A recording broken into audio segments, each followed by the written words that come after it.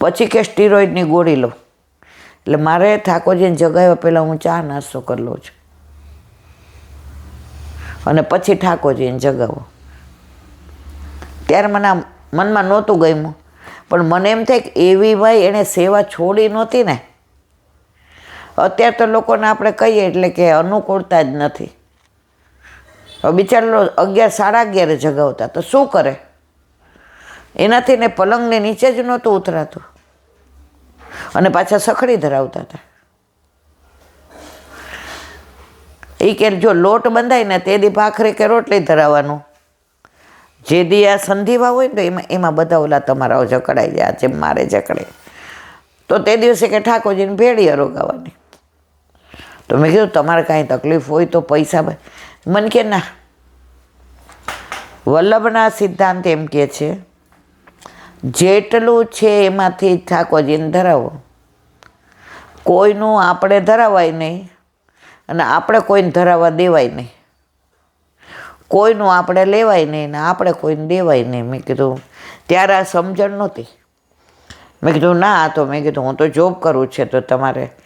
મને કે તમે 100 વર્ષ ના થાવ, તમે જોબ કરો, દૂધો નાવ ને પૂતો પલો, તમારા ઘરે ઠાકોરજી આવે. ત્યારે મનમાં કીધું મારે કાંઈ લાવવા નથી, પણ આણે તો એવી લીલા કરીને કે આવી જ ગયો મારો વાલો. તો ઠાકોરજીને સમય બાધ નથી કરતો.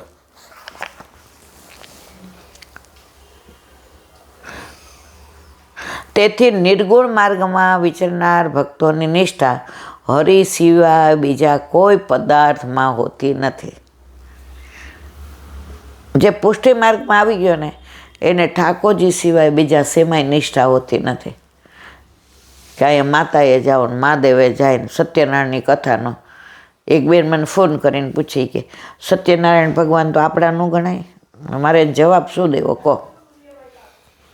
મેં કીધું ના, તો પ્રસાદી ન લેવાય? મેં તમારે લેવો છે? એ કે એમ નહીં, પણ અહીંયા એ આગ્રહ કરે છે. મેં તો આપણને કોઈ ઝેર ખાવાનો આગ્રહ કરે આપણે લઈ લેવાય? મેં જો બેન, પ્રસાદનો અનાદર ક્યારેય ન થાય.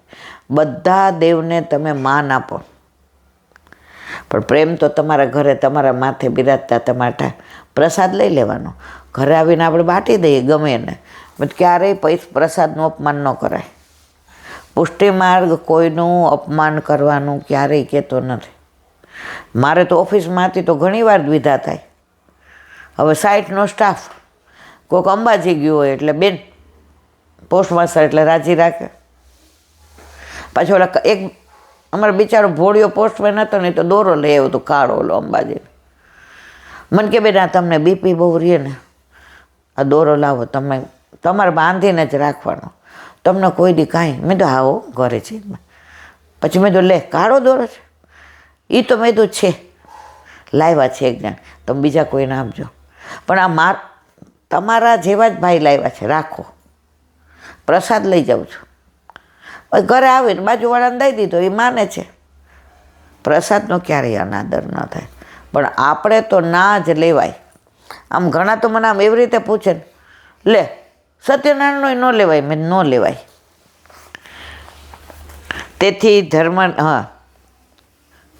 તેથી નિર્ગુણ માર્ગમાં વિચરનાર ભક્તોની નિષ્ઠા હરિ સિવાય બીજા કોઈ પણ પદાર્થમાં હોતી નથી. જો હરિરાયજી કહે છે, હું નથી કહેતી. તેથી ધર્મનિષ્ઠા ક્યાંથી હોઈ શકે? આ બધું ગ્રંથો પ્રમાણ છે મારા વાલા. પુસ્તકો લઈને કેમ બેસું છું? પહેલાં બધાને એમ થતું કે બેન મોઢે કહે છે સાચું હશે કે નહીં, તો જેમાંથી વાંચીને કહેતી હતી એ જ લઈને બેસું છું કે કોઈના મનમાં ગ્લાનિ ન થાય, વ્યથા ન થાય કે સાચું છે ખોટું. ગ્રંથો તો ખોટા હોય ને, અને ગ્રંથો પાછા ઓથેન્ટિક છે. જો હરિરાયજીની વાંગમુક્તાવલી, હરિરાયજી તો ઓથેન્ટિક. વ્રજ વિહાર નવનીત પ્રિય શાસ્ત્રી આખી દુનિયા ઓળખે. દયારામભાઈ એને કોણ ન ઓળખે? એના ચંદ્રાવલ્લા અને સુબોધિનીજીમાં તો સવાલ જ ઊભો નથી થતો. તો ઓથેન્ટિક વાંચીએ તો કોઈ દિવસ ખોટું વાંચ્યાનો અફસોસ ના થાય. હવે કાલે આપણે નવધા ભક્તિ, શ્રવણને, કીર્તનને, સ્મરણને, આત્મનિવેદનને, દાસ્યને, અર્ચનને, બધી ભક્તિની. પણ વલ્લભ કે એ તો છે જ, એ ભાગવતમાં પ્રહલાદજીને કહી છે, એ તો છે જ, પણ 10મી પ્રેમ લક્ષણા ભક્તિ. પુષ્ટિ માર્ગમાં મહત્વ કોનું છે? પ્રેમ લક્ષણા ભક્તિનું. આજે ચાલીને આવતી હતી એટલે મંદિરે ગઈ તો એક ભાઈ એક બેનને પૂછવા આવ્યા કે મારે કથા સાંભળવા જવું છે, તો તમે અઠવાડિયુંમાં ઠાકોરજીને પહોંચશો? એટલે ઓલા બેને મારી હાજરીમાં જી કે હા. પછી ઓલા બેને એમ કીધું અમે તમારે જેટલી અપરસ નથી પાડતા. એ કે કાંઈ વાંધો નહીં, તમારે ઠાકોરજીને કરો એમ કરજો. પછી ગયા એટલે મેં કીધું તમારે ઘરે ક્યાં સખડી? તમે તો મેં કીધું ખાલી દૂધ ઘર ધરાવો છો, ફીકોય નથી ધરાવતા. તો આ ભાઈ તો મેં કીધું ભગવદીયલ છે, તો તમે સખડી ધરાવશો? મને કે એ ક્યાં ધરાવે છે? મેં કીધું મને કે અમે તો રોજ ધરાવીએ છીએ, એ તો ઉત્સવ બાદ ધરાવે છે. પણ પછી બેન વખાણ કર, એની અપરસ છે કાંઈલા બેન, એને બધાય ભંડાર જુદા ને એના પાત્ર જુદા ને એની અપરસ ને એ પગ લૂછણી આમે કોટનની ઓલી દોરી નોયડી હોય ને એનું તો આહા કેટલી વાર એને સ્નાન કર. એટલે મેં કીધું આ બધું કરે સખડી ન ધરાવે? તો આ ભંડાર જુદા શેના રાખે છે? મને કે કેમ દૂધ નહીં કરવાનું? પછી મને કે ઉત્સવ, એ ઉત્સવ એક ઓલું શું કહેવાય દૂધ ઘર ધરાવે છે. આ બધામાં બધા એટલા પડી જાય છે કે પછી મેં તો કેટલા વર્ષથી છે એને ઘરે? એ કે તમારી કરતાંય મોટા છે, 75 વર્ષના છે. એને ઘરે 48 વર્ષથી ઠાકોરજી છે. 48 વર્ષથી ઠાકોરજી દૂધ મિશ્રી જ આરોગે. અને કેવી અપરસ ને કેવી મેળ.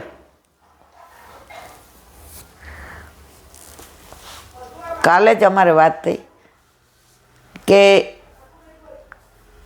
ઠાકોરજી પુષ્કર આવ્યા તો એટલો હરખ ને સખડી ધરવા માંડ્યા, પણ એટલી અપરસ રાખે. હવે છોકરો આવ્યો એટલે રે નહીં, મેળ સાચવવા માટે સખડી ધરવાનું બંધ કરી દીધું અને દૂધ મિશ્રી ધરાવે છે. આજે ગુલાબનું ફૂલ સુંદર હોય ને એને સાચવવા માટે કાંટાની જરૂર હોય, પણ પૂજામાં સેવામાં તો ગુલાબ જ કામ આવે, કાંટાને ન લઈ આવાય. અત્યારે આપણા બધાની દશા આવી છે. અને પાછું અત્યારે એક વાયકા ચાલી જે ખૂબ અપરસને મેળ પારે ને એ મોટા ભગવતીએ. અરે ઠાકોરજી સાક્ષાત છે તો તમે 50 વર્ષથી એને ભૂખ્યા રાખો છો ખાલી દૂધ મિશ્રી. ક્યાંય આગળ નહીં, અપરસમાં આગળ વધવાનું. જો તમે પવિત્રતા રાખો, તમારે પહોંચાય છે અપરસ બી રાખો, પણ તમે સખડી નથી ધરતા તો પછી તમે અપરસ શેના માટે કરો? એને ભંડારી કૈલાબેન જુદો, એનો તમે જુઓ તો 2 ભંડાર, આ ભંડારમાંથી આ ભંડારમાં લઈ ન જવાય, પણ ઓલા ભંડારમાં સન્મુખ કરે. એટલે મેં કીધું 2 ભંડાર એટલે મને કે બધું ખાંડ ને બધું. તો મેં કીધું ઓલું ચોખા ને દાળ જુદા રાખે તે ધરતા તો નથી, એ બધું મને ન ખબર પડે. બોલો. એટલે અત્યારે પરિસ્થિતિ આવી છે. તો 10મી પ્રેમ લક્ષણા ભક્તિ. ભગવાનની ભક્તિ કરવાના અનેક સાધનો હોય, પરંતુ પ્રેમની ખામી રહી તો બધું નકામું. જુઓ, આ તો બધું ગ્રંથ બોલે છે, હું તો બોલતી નથી. પ્રેમ વિના નકામું. પ્રીત પરસ્પર હોય છે ત્યાં જુદાઈ રહેતી નથી. ભક્ત ભગવાનને ભજે છે તેમ ભક્તને ભગવાન પણ ભજે છે. આપણને ભગવાન વિના નથી હાલતું એમ ભગવાનને આપણા વિના નથી હાલતું. વક્તા ગમે એટલો સરસ હોય, સારો હોય, જાણતો હોય, ઠાકોરજીની લીલાની વાતો કરતો, પણ સામે શ્રોતા ન હોય તો? શ્રોતા નિષ્ઠાવાળા હોય, જિજ્ઞાસુ હોય, જાણવાવાળા બેઠા હોય, પણ સામે વક્તા ન. જે કહેતા હતા એ કે અમારા મંદિરમાં એક વૈષ્ણવ કાયમ આવે, તો હું આરતી કરું ને તો એ થાંભલાની પાસે ઊભો હોય, અને આરતી થાય ને એ થાંભલાથી ને એને ઠાકોરજીના દર્શન થાય, અને આરતી પૂરેપૂરી કરે, અને પછી એ જલગરિયા પાસેથી ને જળ લે, બીડું લે. ચરણ સ્પર્શ તો સવારે થાય નહીં, અપરસમાં હોય, દંડવત કરીને જાય. હવે કે એકવાર એને મેં જોયો નહીં, એટલે મેં આમ દ્રષ્ટિ કરી તો મને એ દેખાણો નહીં. બીજે દિવસે પાછું મેં જોયું તું દેખાણું. 5-6 દી પછી ભાઈ આવ્યા. હું એને ઓળખતો નહોતો, ખાલી એ ભાઈ થાંભલા પાસે ઊભા રહી એટલી જ ખબર. તો એ જે મને દંડવત કરવા આવ્યો ને મેં તો ઊભા રહ્યો. તો અઠવાડિયું ક્યાં ગયા હતા? એ કે અમારા ઠાકોરજી તમને ગોતતા થાય કે તમને ઠાકોરજીની ટેવ છે ને એમ ઠાકોરજીને તમારી ટેવ પડી ગઈ છે. તો કે છે મને તાવ આવતો હતો ને એટલે અશક્તિ બહુ હતી, આ કાલનું સારું છે એટલે આવું છું.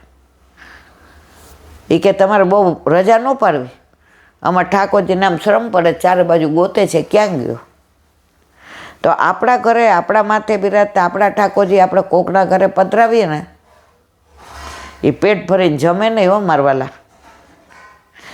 આપણા ઘરનો તો કોઈ દેખાય નહીં. હવે આરાધ્યાને કોકને 4 દી ત્યાં મૂકીએ, રોઈ રોઈને અડધો થઈ જાય. મમ્મી પપ્પા ક્યાં, બા દાદા ક્યાં, દીદી ક્યાં?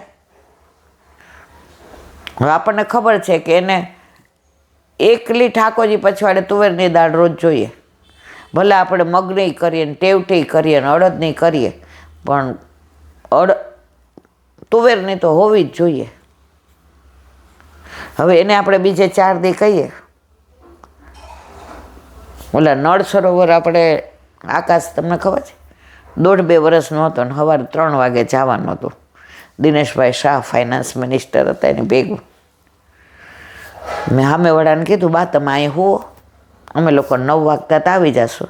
અને મારો આકાશ કોઈ દિવસ 8-8:30 પહેલાં ઉઠતો નથી, અને ઉઠે એટલે એને દૂધ પહેલાં ન જોઈએ, એને ગોળ ને રોટલી જોઈએ. એટલે મેં 3-4 રોટલી ને ગોળ ને બધું મૂકીને ગઈ અને દૂધનો ગ્લાસ ભરીને. તો આ છોકરાઓને ખબર કેવી પડી જાય. 6 વાગ્યા ઉઠી ગયા. ગોળ ને રોટલી હું જ એને દેતી હતી, અને એ હાથે ખાતો કોઈ દી ખવડાવવા ન દે, બધું બગાડે ગંદુ કરે, પછી એને નવડાવી દો.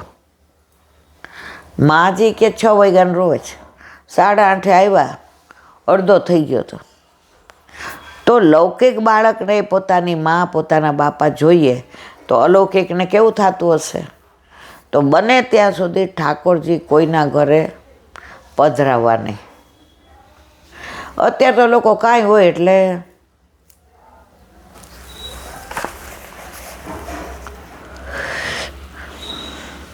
$252 વૈષ્ણવી વાર્તામાં એક ડોશીમાં એકલા જ હતા.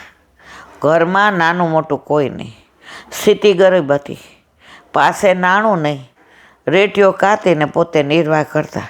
તેમના ઘરમાં બિરાજતા બાલકૃષ્ણજી તે ડોશીના પ્રેમને આધીન બની ડોશીને રાજી રાખતા. એ માજીનું નામ જ હતું ધાણીપુણીવાળા. એ માજી છે ને બહાર બેઠા બેઠા કાતે. પહેલાં તકલી હતી, રેટીઓ હતો, અને એ તમે કાતીને દેવો ને એટલે પૈસા મળે. તો ઠાકોરજીને અંદર એકલા ગમે નહીં, તો ઓલો રૂનો ઢગલો હોય ને એના પર આવીને બેસી જાય અને થોડું થોડું રો માજીને દે. તો માજી એને ધાણી દે રોગવા. તો પછી વાર્તામાં નામ શું પડી ગયું? ધાણીપુડીવાળા માતાજી. તો 252 ને 84 આવી લીલા કરતા, આપણી યાર કેમ નથી કરતા? એ લોકોને સંસારમાં કાપટિયા લીલા હતી અને શ્યામને ખરેખર પ્રેમ કરતા હતા. અત્યારે આપણી પરિસ્થિતિ એવી છે, આપણે શ્યામ મારે કાપટિયા લીલા કરીએ છીએ. અને સંસારમાં સાચું મારા દીકરાને મારા વિના ન હાલે. આપણા દીકરાને સવારે ક્યાંક પરદેશ જવું હોય ને બહુ ટાઈમમાં હોય તો 3:30 વાગે ઉઠીને ચા ને ભાખરી ગરમ કરી દે કે લે ભાઈ ખાઈ જા, તું ત્યાં સાંજે પહોંચીશ. એ જ વસ્તુ આપણે ઠાકોરજી સાથે નથી કરતા. એક વૈષ્ણવ કે અમે સાથે રહીએ શીલાબેન, તો મને રોજ જે આ મનોરથ થાય કે મારા ઠાકોરજીને હું ગરમ ગરમ રોટલા અને ઘીના ખાડા કરી અને ગોળ કલયુમાં ધરાવું. હવે મારાથી તો થતું નથી, હશે લગભગ 88-89 વર્ષના. હવે કે 2-3 વાર કીધું કે ઠાકોરજીને એક દી સવારે,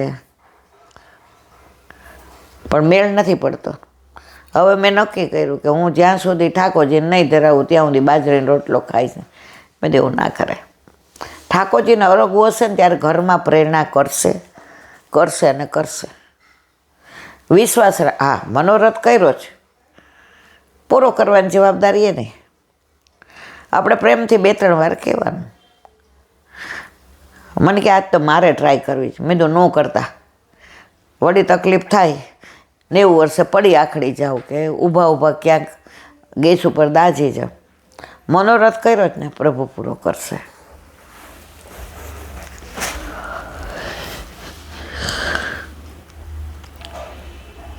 ડોશીના પ્રેમને આધીન બની ડોશીને રાજી રાખતા, બાળ ચેષ્ટા કરી ડોશીને રીઝાવતા, ડોશી મુઠ્ઠી ભરીને એને દાણી દેતા. એકવાર શ્રી ઠાકોરજી ગુસાઈજીને ઘેર પધાર્યા ત્યારે ડોશીએ વિચાર કર્યો કે હવે મારે કોના માટે કાંતવું? કાંતતી હતી કોના માટે માજી? કે પૈસા આવે તો ઠાકોરજીને લાડ લડાવું. હવે કે કાંતવાનો મતલબ હવે મારા જીવનનો મતલબ શું? હવે હું ધરાવું નહીં, સરાવું નહીં તો હું શું કામ પ્રસાદ લઉં? ધરાવ્યા વિના તો હું લેતી નથી. લાલો તો એના ઘરે ગયો. ડોશીમાં એ ન તો કાંત્યું કે ન તો રસોઈ કરી. લાલાના ધ્યાનમાં જ બેસી રહી પોતે પશ્ચાતાપ કરતી હતી કે મારે ઘેર મેં એને કાંઈ સુખ ન આપ્યું એટલે ઠાકોરજી વયા ગયા. ડોશીનો થાપ શ્રી ઠાકોરજી જીરવી શક્યા નહીં અને જણાવ્યું, મને તો તમે અત્યારે જ મારા માજીને ઘરે મૂકી જાઓ. ગુસાઈજીને કે મારે એક પળ પણ અહીં રહેવું નથી.